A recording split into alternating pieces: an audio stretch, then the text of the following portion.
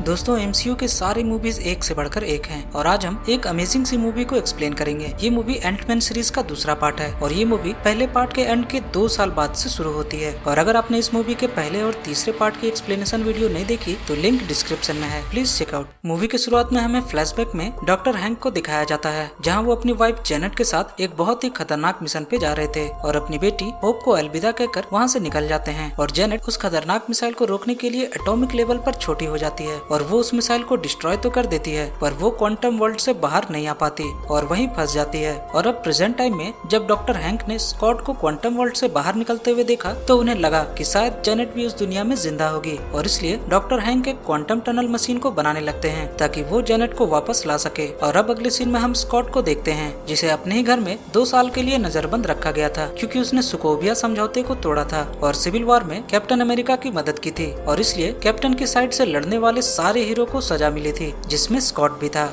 वो अपनी बेटी के साथ घर में बहुत एंजॉय करता था और उसके सजा के 2 साल में सिर्फ 3 दिन ही बचे हुए थे और वो बहुत ही खुश था और अपनी बेटी के साथ खेल रहा था कि तभी गलती से स्कॉट का पैर घर से बाहर चला जाता है और उसके पैर में FBI वालों ने एक मशीन भी लगा रखी थी ताकि वो स्कॉट के मूवमेंट को ट्रेस कर सके। और अब स्कॉट के घर पर FBI के एजेंट आ जाते हैं और उन लोगों को लगता है कि स्कॉट घर से बाहर भागने की कोशिश कर रहा था और ऐसा करने पर उसकी सजा बढ़ाती जाती पर FBI वालों को वहाँ कुछ भी नहीं मिलता और वो स्कॉट को चेतावनी देकर वहाँ से चले जाते हैं। और अब उसी रात स्कॉट को अजीब से सपने आते हैं और उस सपने में स्कॉट होप की मदर जेनेट को देखता है जो कि क्वांटम वर्ल्ड में फंसी थी। दरअसल जब स्कॉट क्वांटम वर्ल्ड में था तो किसी कारणवश स्कॉट और जेनेट एक दूसरे से जुड़ गए थे और इसलिए स्कॉट को जेनेट के सपने भी आते थे। और अब स्कॉट डॉक्टर हैंक को कॉल करके जेनेट के बारे में बताता है और अब थोड़ी देर बाद ही स्कॉट को एक चींटी आकर काट लेती है और स्कॉट वहीं बेहोश हो जाता है। और अब थोड़ी देर बाद स्कॉट की आंख खुलती है तो वो अपने आप को होप के साथ एक कार के अंदर पाता है जो कि बहुत ही छोटी थी। और अब स्कॉट बहुत ही घबरा जाता है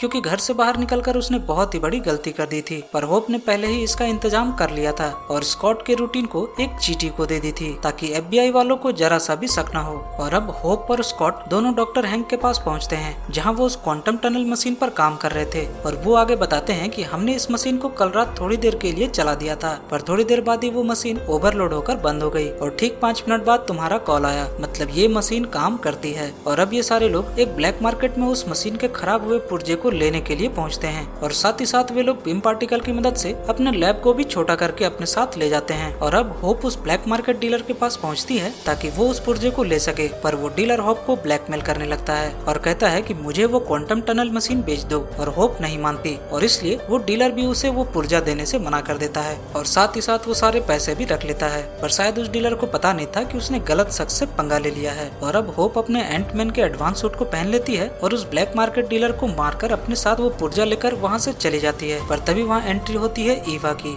जो कि बिल्कुल एक घोस्ट की तरह थी क्योंकि वो किसी भी चीज के आर पार जा सकती थी और वो एक जगह पर रुकती भी नहीं थी। और अब ईवा और होप के बीच फाइट शुरू हो जाती है और होप के सारे वार खाली जाने लगते हैं और ईवा होप पर भारी पड़ रही थी। और अब स्कॉट भी एंटमैन सूट पहनकर होप को बचाने चला जाता है और ईवा को वहाँ से भागना पड़ता है पर वहाँ से भागकर ईवा डॉक्टर हैंक के पास जाती है और वहाँ से उस लैब को चुरा लेती है और अपने घर पहुँचती है। और वो अपने घर पहुंचकर एक कमरे में चली जाती है जहाँ से उसे थोड़ी एनर्जी मिल रही थी। उधर दूसरी तरफ डॉक्टर हैंक अपने लैब को ढूंढने के लिए दिमाग लगा रहे होते हैं और तभी उन्हें अपने सबसे पुराने दोस्त बिल फोस्टर की याद आती है जो कभी उनके साथ शील्ड के लिए काम करते थे। और वे सारे लोग बिल फोस्टर के पास पहुँचते हैं और बिल फोस्टर यहाँ डॉक्टर हैंक को उस लैब को ढूंढने का तरीका बता देते हैं पर उस लैब को ढूंढने के लिए जो टेक्निक चाहिए थी वो एंटमैन के नए सूट में नहीं होती। और अब स्कॉट कहता है कि उसने अपने पुराने सूट को अपनी बेटी केसी की ट्रॉफी में रख दिया है पर वो ट्रॉफी केसी अपने स्कूल लेकर चली गई है। और अब उस सूट को वापस लाने के लिए स्कॉट और होप दोनों केसी के स्कूल पहुंचते हैं और स्कूल में वो अपने सूट को चुराकर वापस डॉक्टर हैंक के पास पहुंच जाते हैं। और अब डॉक्टर हैंक को अपने लैब का पता चल जाता है और वे लोग अपने लैब को वापस लेने के लिए जाते हैं पर तभी ईवा उन लोगों को ही मारकर बंदी बना लेती है। और अब वहाँ एंट्री होती है बिल फोस्टर की, यानी ईवा और बिल फोस्टर दोनों मिले हुए थे।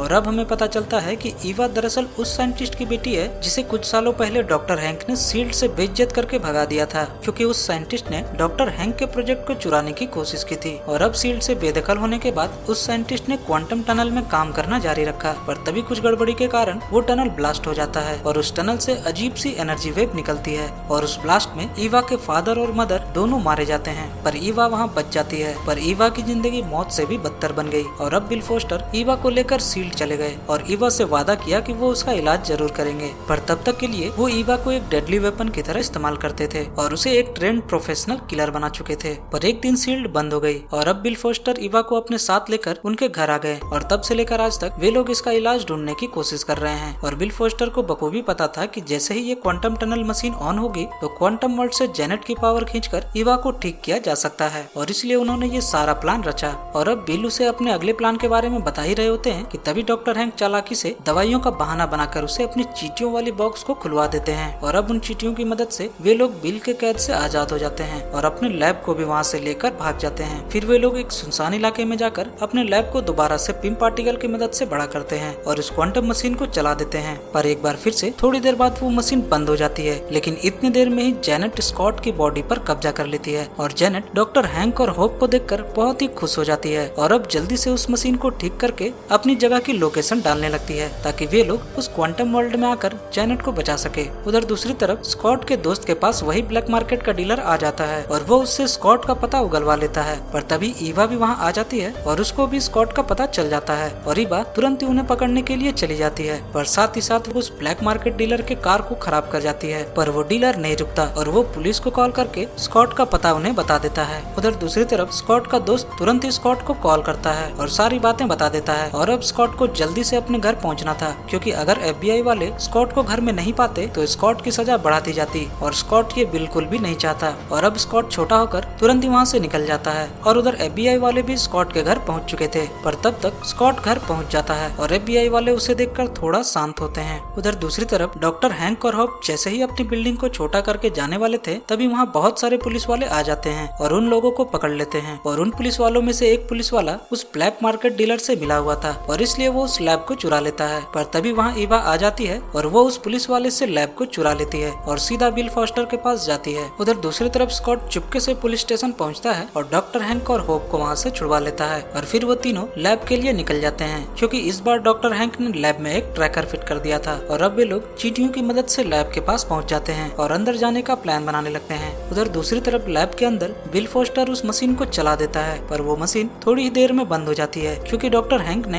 अपनी चींटियों की मदद से पावर सोर्स को ही काट दिया था। और अब ईवा गुस्से में आकर चींटियों का पीछा करते करते स्कॉट के पास पहुंच जाती है, पर दरअसल ये भी डॉक्टर हैंक का प्लान ही था। और अब डॉक्टर हैंक तुरंत ही लैब के अंदर जाते हैं और बिल को चींटियों की मदद से बाहर भेज देते हैं और उस मशीन को स्टार्ट कर देते हैं और जेनेट को लेने के लिए क्वांटम मशीन के जरिए क्वांटम वर्ल्ड में चले जाते हैं। और अब डॉक्टर हैंक के क्वांटम वर्ल्ड में जाते ही होप उस लैब को छोटा कर देती है और वहाँ से भागने लगती है, पर तभी वो डीलर उनके पीछे पड़ जाता है और होप उस डीलर के आदमियों से बचते बचाते आगे की ओर बढ़ रही थी। पर तभी स्कॉट भी ईवा को चकमा देकर होप के पास आ जाता है और होप उनके आदमियों को मारने लगती है, पर तभी वहाँ ईवा भी आ जाती है और अब ईवा उस लैब को लेकर वहाँ से एक ट्रक में भागने लगती है। पर तभी होप और स्कॉट दोनों वहाँ आ जाते हैं और उन तीनों की फाइट शुरू हो जाती है, पर लड़ाई के दौरान लैब उस डीलर के हाथ लग जाता है और अब स्कॉट के पास कोई भी रास्ता नहीं होता और स्कॉट बड़ा हो जाता है और उस लैब को लेने के लिए उस डीलर के गाड़ी का पीछा करने लगता है। पर फिर भी वो डीलर स्कॉट को चकमा देकर एक बोट में चला जाता है और अब स्कॉट उसका पीछा करते करते पानी में डूब जाता है और अपने साइज को पिम पार्टिकल की मदद से बहुत ही बड़ा कर लेता है और फिर वो बहुत ही आसानी से लैब ले लेता है। और अब क्योंकि स्कॉट लिमिट से ज्यादा ही बड़ा हो चुका था, इसलिए स्कॉट को चक्कर आने लगते हैं और स्कॉट वहीं पानी में बेहोश होकर गिर जाता है। पर तभी वहाँ होप आ जाती है और वो स्कॉट को बचाने के लिए स्कॉट के सूट के गड़बड़ी को ठीक करती है और स्कॉट को बचा लेती है। उधर दूसरी तरफ डॉक्टर हैंक भी क्वांटम वर्ल्ड में पहुंच जाते हैं और वो वहाँ बहुत ही अजीब सी चीजें देखते हैं और अब डॉक्टर हैंक उस लोकेशन पर पहुंचते हैं और जेनेट को वहाँ पाते हैं और वो दोनों एक दूसरे को देखकर बहुत ही खुश हो जाते हैं, क्योंकि उन दोनों ने बहुत ही अरसे बाद एक दूसरे को देखा था।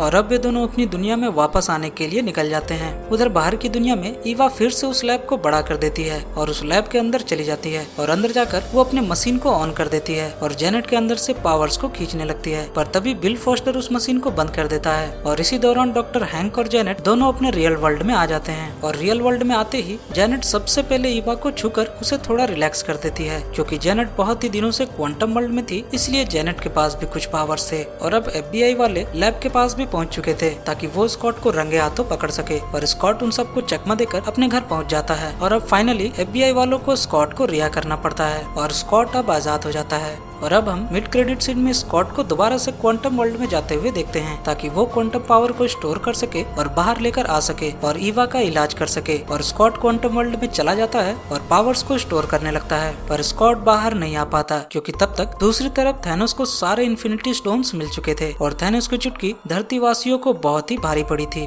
और इस जगह पर स्कॉट को छोड़कर सारे लोग राख बन जाते हैं। और इसी के साथ ये अमेजिंग सी मूवी यहाँ खत्म हो जाती है। मिलते हैं अगली वीडियो में। Bye bye.